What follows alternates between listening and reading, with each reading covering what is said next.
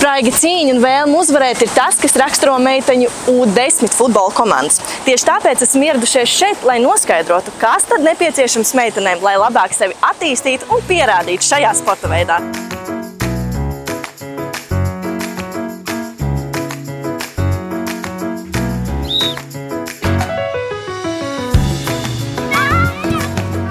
Meitenes, pastāstat, ko jūs šodien šeit darat un kāpēc jūs šeit esat?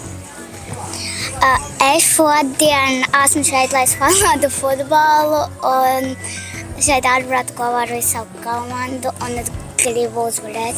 Pirmajā spēlē mēs jau uzvarējām. Tas paliek vieglāk? Jā. Jā? Pret ko jums pēc tam būs spēle, jūs zinat? Baltajiem. Jā. Un kas ir jādara, lai uzvarētu? Jācīnās un jāspēlē. Kā jūs, meitenes, cīnāties ar stresu pirms spēlēm?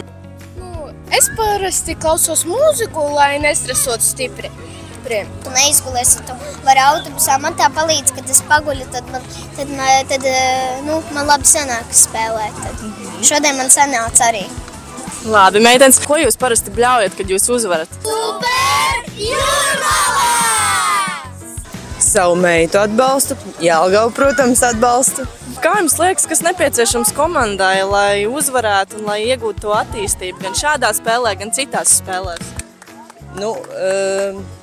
Ļoti liels atbalsts ir vajadzīgs no vecākiem, protams, jo ir jāved uz trēniņiem, ir sacensības, bet galvenais to ir bērni paši darīt to, ko viņi mīl. Vienkārši fantastisks, saulains laiks, meitenes priecīgas, spēlē gāja dažādi katrā. Bet tas laikam nebija tik būtisks tas rezultāts, bet tas, cik ļoti viņas izbaudīja šodien un arī pārējos sabraukums. Tā ka paldies, ka varējām piedalīties, aizdīt forši laiku. Kā uzturat fizisko formu un meitenēm to prieku spēlēt futbolu? Ir noteikti atslēgu spēles, teikšu godīgi, ir noteikti atslēgu spēles, bet galvenā spēle ir pats futbols. Tā kā katra treniņa beigās, ja ir futbols, tad tas jau tā kā deserts un tas laikam tas ir, kas piesaista meitenēm. Kāds būtu lielākais izaicinājums trenējoties U10 komandas un šo vecumu grupu?